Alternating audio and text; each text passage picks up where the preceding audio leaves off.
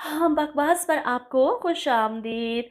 दाऊद ड्रामे की अगली किस्त में आप देखेंगे कि अल्मास बेगम तो बड़ी होशियारी दिखाती हैं आबदा के साथ, लेकिन वो भी कच्ची गोलियां नहीं खेली। उल्टा आबदा अल्मास को फंसा देती है, नकली चेक साइन करके देकर कि ये 2-3 दिन निकल जाएं ताकि साथ को यहाँ से फरार करवा सकें।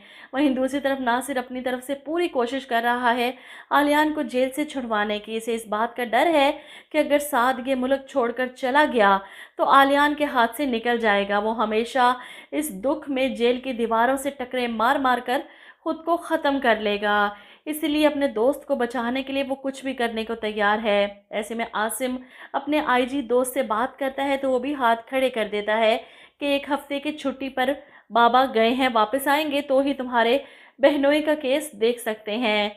फिलहाल तो माजरत है। इधर सुंबुल ये सुनकर परेशान हो जाती है कि आलियान मजीद 1 हफ्ता जेल में रहेंगे, कैसे रह सकते हैं वो जेल में, हमें इन्हें इस हाल में नहीं छोड़ना है। अल्मास बेगम का तो प्लान फेल हो गया, आलियान के हाथों से साद को मरवाने का और हमेशा के लिए आलियान को जेल में सड़ाने का। ऐसे में सुंबुल आसिम से कहती है कि भाई मेरा ख्याल है हमें आबदा आंटी के पास जाना चाहिए, आलियान की ज़मानत वो ही करवा सकती हैं। जिस पर वो आसिम के साथ आबदा बेगम से मिलने चली जाती हैं। अब आबदा जो थोड़ी देर पहले ही अपने बेटे को एयरपोर्ट छोड़ने गई थी और रास्ते में साथ को इसकी गर्लफ्रेंड का फ़ोन आ जाता है, तुम बस एयरपोर्ट पहुंच जाओ, हो सकता है मैं तुमसे पहले ही पहुंच जाऊं। इसकी प्लानिंग के तहत साथ के सामान में वो सब चीज़ें हैं, इसके लिए साथ का पहले पहुंचना ज़रूरी है। वो साथ को ये बता देती है कि दुबई में हमारा स्टे होगा 1 दिन का। जिस पर साथ हैरान होता है, दुबई में स्टे, लेकिन क्यों? ऐसे में आबदा बेगम भी परेशान हो जाती हैं, दुबई में रुक कर क्या करना है। साथ को लगता है कि इसकी गर्लफ्रेंड इसे सरप्राइज़ देना चाहती है, शायद कुछ बड़ा प्लान कर रखा है। वो खुश हो जाता है, ठीक है जैसा तुम कहती हो वैसा ही होगा।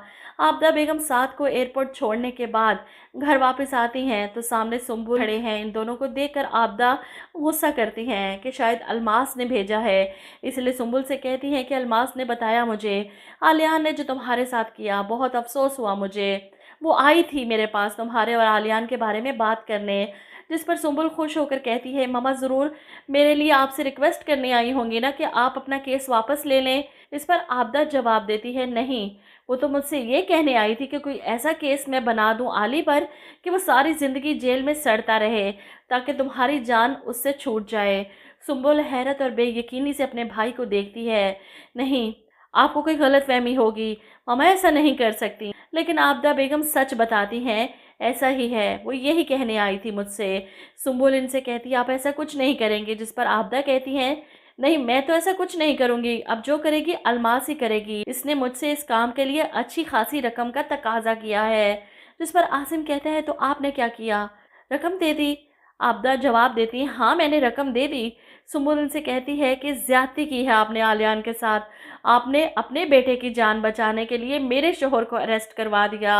आबदा बेगम को भी अफसोस है कि इन्हें ऐसा करना पड़ा। इन दोनों के जानने के बाद आबदा बेगम का मैनेजर घर आता है, साद साहब आज दुबई गए हैं? जिस पर आबदा कहती हैं, हाँ उसकी दुबई की फ़्लाइट थी, फिर वहाँ से यूके की। जिस पर मैनेजर कहता है कि साद साहब को दुबई पुलिस ने अरेस्ट कर लिया है। ये सुनकर आबदा बेगम हैरान रह जाती हैं, ऐसा कैसे हो सकता है, क्या किया है मेरे बेटे ने? और फिर इन्हें बताया जाएगा कि आपके बेटे को स्मगलिंग के जुर्म में गिरफ्तार किया गया है। साथ की वीडियो सोशल मीडिया पर वायरल होती है तो अल्मास बेगम तक भी पहुंच जाती है। वो फ़ौरन अपने सारे बच्चों को दिखाती हैं, ये देखो, ये वीडियो देखो, आबदा का बेटा साद दुबई एयरपोर्ट पर अरेस्ट कर लिया गया है। अब आबदा बेगम अपने बेटे को बचाने के लिए अपनी सारी दौलत भी लगा देंगी तो नहीं बचा पाएंगी, और वहीं आलियान भी जेल से बाहर आ ही जाएगा। साथ को इसके किए की सज़ा मिलते देख इसके दिल को भी सुकून मिल जाएगा, ठंड पड़ जाएगी और आखिरकार दिल की बेसुकूनी ख़त्म होगी तो सुंबुल की मोहब्बत खुद ब खुद इसके दिल में अपनी जगह बना लेगी। शुक्र है कि नेहा ने भी अपने लिए स्टैंड लिया।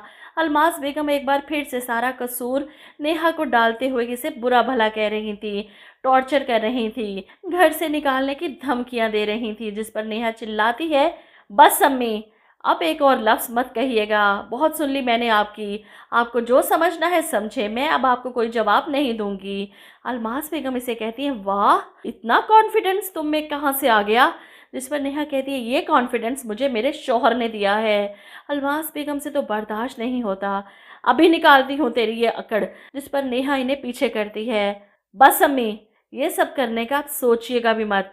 अलमास बेगम तो हैरान रह जाती हैं, ये लड़की जो कल तक इनके सामने ऊंची आवाज़ में बोल नहीं सकती, आज आंखें दिखाकर जवाब दे रही है।